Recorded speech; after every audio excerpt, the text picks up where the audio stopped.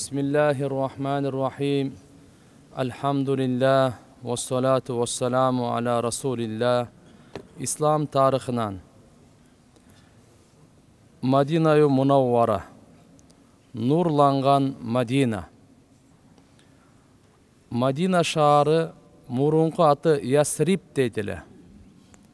Peygamberimiz sallallahu aleyhi ve sellem göçüp kelgenden keyin atın özgörtüp Madinatur Rasul, Peygamber Muhammed aleyhisselam'ın şaharı Madina dep atın özgörtkön.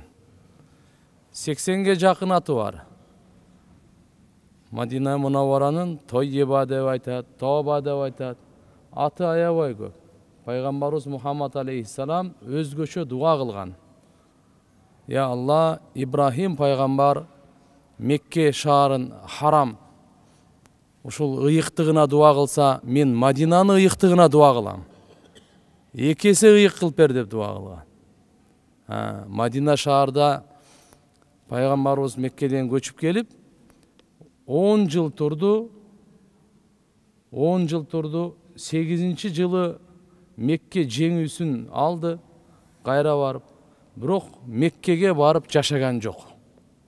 Анткени хижрат кылгандан кийин Алла үчүн үй жайларын баардык нерсесин таштап кеткенден кийин биз кайра кайтпайбыз деп убада алган эле булар. Ошондуктан Мединада турушту. Пайгамбарыбыз саллаллаху алейхи ва саллям коштошуу ажылыгын Мединадан барып туруп, ажылык кылып келди Меккеге барып. Кайтып келгенден кийин 80 канча күндөн кийин дүйнөдөн кайтты дагы. Туулган жерин Алла Таала Меккени тандаса, ал эми кыямат күнгө чейин эс ала турган жайын Алла Таала Мадинаны тандаган. Мынакей бүгүнкү күнү пайгамбарыбыз Мухаммад алейхиссаламдын мечити Масжиди Набави, ал дагы ушу Мадина шаарында пайгамбарыбыздын өзүнүн Жасадыл Атхар мубарак денеси дагы Мадина шаарында турат тугандар. Эми бул арабтар кандай болду? Нух пайгамбардын чебереси. Өзү бул арабтар Сам, Нух пайгамбардын Сам деген баласы бар. Бул баласы болот. Андан кийин Аразфахжаз деп бул небереси болот. Андан кийин Имлак чебереси болот. Имлак деген ушу чебереси Йемен шаарында ошол жерде туруп, ошол жерде Жазиратыл Араб деп коет. Араб мынакей полу островунда ошол жерде баардык арабча сүйлөй баштаган. Эң биринчи тил арабча ушулар сүйлөп баштаган. Барып ушул Имлактын урпактарынан Тубба деген бадыша чыгат. Тубба деп Кур'ан-ы Каримде да айтат. Тубба деген бадыша. Ушу аябай таза, жакшы, кыйын бадыша болот. Бул бадыша ошол еврей жөөттөрдүн аалымдарынан акыр замандын пайгамбары тууралуу угат. Жана акыр заман пайгамбар ошо Ясрибке келип, ушул жерде курмалуу шаарга келип турат экен деп, жөөттөрдүн 3 чоң уруусу ошо Мадинада жашап калган да. Аларга Муса пайгамбар айткан экен. Тауратта жазылган экен. Акыр заманды пайгамбар ажылыкка барышат дагы, ажылыктан келе жатып, анан сурап, биз ушул жерде эле жайгашып жашасак деп, Мадинада жөөттөр жашайт. Бану Надир, Бану Кайныка деген ушул, Бану Хузайфа, булардын бардыгы ушул жөөттөрдүн чоң-чоң уруулары Мадинада турган. Кийин Тубба деген ошо бадыша 400-гө жакын ошол жерде Мадинада адамдарды ошол жердеги калтырып, аалымдарга үй салып, бир үйдү ушу акыр замандын пайгамбары ушул жерге келип жашаса, мына үй ошол үйгө болсун, ошол акыр заман пайгамбарына болсун деп үй дагы салып коет дагы, дүйнөдөн кайтаар алдында атайы осуят керезин жазып кетет. Ошол жерден бир аалымга тапшырат, ошо жөөттүн аалымы. Мынакей, эми мен ушул жерде өтүп кетип атам дүйнөдөн. Эгерде сен ушу акыр заман пайгамбарды көрүп калсаң, мына ушул катты дагы бересиң, мына үйдү дагы бересиң. Эгерде сен да өтүп баратсаң, анда балаңа тапшыр. Деп ушинтип баладан өтүп тапшырылып келип, мына кече сабакта айттык эле, пайгамбарыбыз Мадинага келгенде Абу Айюб Ансари радыйаллаху анхунун үйүнө төөсү чөк түшүп, ошол жерге конок болгон. Абу Айып Ансарийдин ошо мынакей Стамбулда кабыры бар. Ага чоң сыймык, чоң урмат, чоң бакыт болду. Ушунча сахабалар мен үйүмө түшөбү экен, мен үйүмө түшөбү экенми деп, ошо Абу Айып Ансарийдин үйүнө түштү.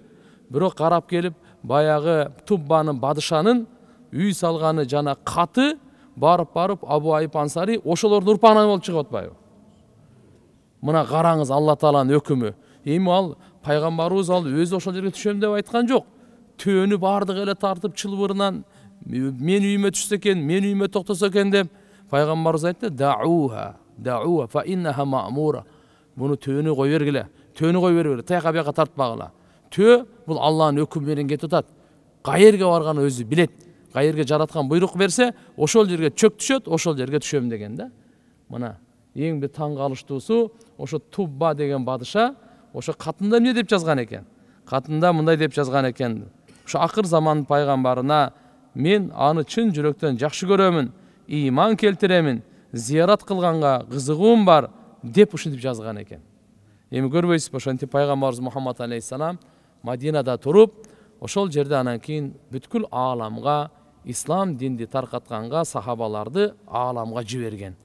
Тияка бияка кылып, чыгыш, батыш, түндүк, түштүк кылып, сахабалардын жамааттарын топтоп, пайгамбарыбыз атай жолдомолорду айтып, эми динди таркаткыла деп, алардын 124 миңдей сахаба деп айтылат болжолду.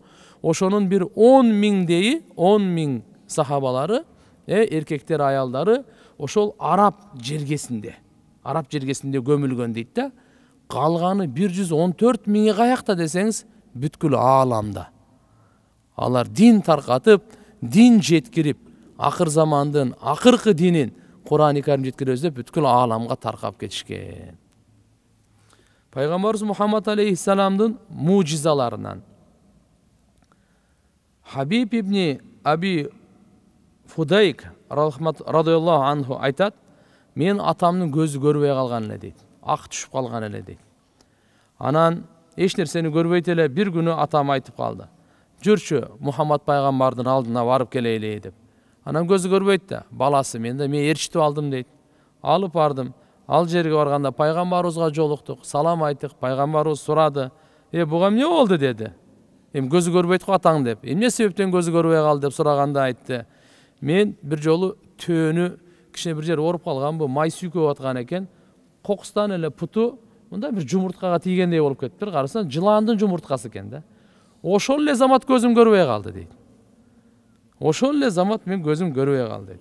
Пайгамбарыбыз Мухаммад алейхиссалам көзүнө дем салды эле, ошол замат көзү кайра кайтып келип жакшы көрүп калды да. Эми Хабиб бекен, Хубайб бекен бул айтат радиаллаху анху: "Атам 80ге чыкканда ийнеге жипти өзү өткөзөт эле" дейт. 80ге чыкканда бул дегени көзү ушунчалык жакшы көрүп калды дейт кайра. Ийнеге жипти өзү өткөзөт эле дейт. Бир фарыз турасында: намазды таштап коюу өтө чоң зыян туугандар. Намазды таштап коюу өтө чоң зыян, өтө чоң күнөө бул. Ибн Хиббанда риваят келет. Науфал ибн Муавия радиаллаху анхудан риваят, пайгамбар саллаллаху алейхи ва саллям айтат: "Кимде ким бир убакыт намазды таштап койсо, ал Алланын алдында зыяндыгы ушунчалык чоң экен, бала чакасы, үй бүлөсү жана үйүн алдырып бергендей зыян" дейт да. Мисалы элестетип көрүңүз, бир адам өзүбүзгө коюп көрөлү. Үйүңүздү алдырып бердиңиз, аял бала чакаңызды алдырып бердиңиз. Канчалык кыжалат, канчалык зыян. Бир намаз таштап коюп ушунчалык чоң зыяны бар дейт. Бир сүннөт туурасында: жаман адамдар менен маектешип отуруп, ошондон сактануунун дуасы. Өзү мындайда биз сөзсүз дос тандаганда дагы жакшы досторду тандаш керек. Бейиштин жолуна тарта турган, Алланы эстете турган, чын жүрөктөн жакшы көрө турган, мына ушул досторду тандасак чыныгы дос болот тугандар. Себеп дегенде айтат да: "Досуң ким айт, сен ким экенсиң мен айтайын" дейт. Ал эми кыямат күнү ал-ахилла яума идин ба'духум ли ба'дин аду иллал муттакин аят бар. Достор кыямат күнү бири-бирине душмандар болот дейт. Бири-бирине бардыгы душмандар болот экен тугандар. Кыямат күнү азыр канча дос деп жүрөт го, бунун бардыгы бири-бири менен душман. Бир гана таква гана. Таква деген кандай? Кудайды Алладан коркуп, күнөөдөн сактанган жана досторун күнөөдөн сактаган.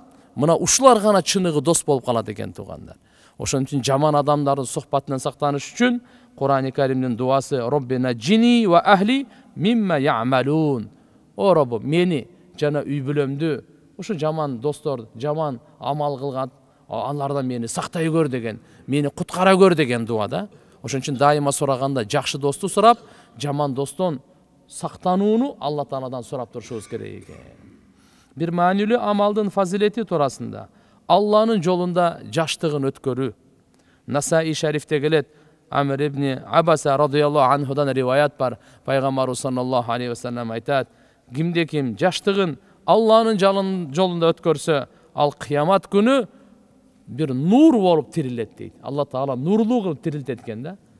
Демек жаштыгында адам күч кези, каны кайнаган кези, күнөөлөрдү кылса дагы башкача кылат, соопторду кылса дагы башкача кылат. Ошол убакта өзүн кармап, Алланын жолунда күнөө кылбай, жакшы иштерди кылып өткөргөнгө кыямат күнү мынакей нур, Алла Таала ушундай нур берет экен, нурлуу кылып тирилтет экен. Бир күнөө туурасында Пайгамбар Мухаммад алейхиссаламдын өкүмүнө баш ийбей коюу. Бул күнөө экен. Куранда Алла Таала айтат: кимде ким Мухаммад Расулуллахнын өкүмүнө каршылык кыла турган болсо, өзү ал коркуш керек. Эмнеден? Ага бир апат келип калаарынан, же жан чыдагыс азап ага келерин. Демек, бу дүйнөдө дагы апат келип калышы анык эле. Ахиретте жан чыдагыс азап деп атат тугандар. Пайгамбарыбыз Мухаммад алейхиссаламга эч качан каршы чыкпаш керек. Ал бүткүл ааламга мээрим, боорикер, рахмат болуп жиберилген, сиздерге биздерге туура жолду көрсөтүп келген. Дүйнө туурасында Кур'ан-ы Каримде Алла субханаху ва таала айтат: бактысыздык болсун кимге? Ушундай адамга ал бирөөнүн айыбын ачкан, жала жапкан, айыбын ачкан адамдарга, мына ошолар адамдарга бактысыздык болсун дейт. Ахирет туурасында кыямат күнү бактылуу адам ким? Бухари шарифте келет, Абу Хурайра радыйаллаху анхудан риваят. Пайгамбарыбыз саллаллаху алейхи ва саллям айтат: кыямат күнү менин шафаатыма лайыктуу болгон бактылуу адам ким? Ал ким чын жүрөктөн ла илаха иллаллах Мухаммадур Расулуллах калимасын айткан болсо дейт. Демек, ким чын жүрөктөн айткан болсо, мына ушул пайгамбардын шафаатына лайыктуу болгон бактылуу адам болот экен. Пайгамбарыбыздын медицинасынан Табараниде келет, замзам суу менен дарылануу. Пайгамбарыбыз Мухаммад алейхиссалам айткан, дүйнөдөгү жер бетиндеги суу, булак, канча гана нерсе болбосун, ушунун бардыгынан эң жакшы суу замзам суусу. Замзам суу бул курсак ач иче турган болсо курсагы тоет, чаңкаган ичсе чаңкоосу кетет, кажети бар ичсе кажети бүтөт, оорукчан ичсе шипа табат деген да. Ошондуктан замзам замзам лимашури бала, замзам суусу кайсы максатта ичсе, ал ошо сөзсүз ишке ашат деген туугандар. Эми пайгамбар саллаллаху алейхи ва салламдын насаатынан пайгамбар саллаллаху алейхи ва саллам айтат: силердин бирөөңөр дагы сол колу менен тамак жебесин, сол колу менен сууда ичпесин дейт. Анткени шайтан сол колу менен тамак жейт, сол колу менен ичет дейт. Суусундууда. Бул Муслим шарифте келип атат туугандар. Сахих хадис Ибн Умар радыйаллаху анхумадан. Демек, биз мусулман баласы пайгамбарыбыз Мухаммад алейхиссалам бардык нерсени айтып койгон. Эмнени жеш керек, эмнени жебеш керек, канчалык жеш керек, качан жеш керек, жана кантип жеш керек. Мына ушунун бардыгын айткан. Ошонун арасында тамактын адебинде колду жууп, бисмилла деп, оң кол менен жеп, оң кол менен суу ичип, андан кийин алхамдулилля деп, кийин колду оозду чайкап коюу, мына пайгамбарыбыздын берекелүү сүннөттөрүнөн. Жараткан Алла Таала баарыбызга, укканыбызга, айтканыбызга амал кылып, башкаларга жеткиргенге дагы күч кубат берсин. Амин. Алхамдулилlah, уссалату уссаламу аля расулилlah. О жараткан Алла баарыбызга узун өмүр, чын ден соолук бергин. толық имандуу, тақвалуу, нурлуу, ынтымактуу жашоо бергин. Жараткан Алла өмүрлөрүбүзгө, ден соолуктарыбызга, бала чакаларыбызга береке пайыз бергин. Мамлекетибизге тынчтык, амандык, биримдүүлүк, достук, токчулук бергин я Раббыл аламин. Жүзүбүздү жарык кылып, кыямат күнү пайгамбардын шафаатына ылайыктуу кылып, Фирдаус бейишинден баарыбызга орун бергин. Бирахматика я архамар рахим.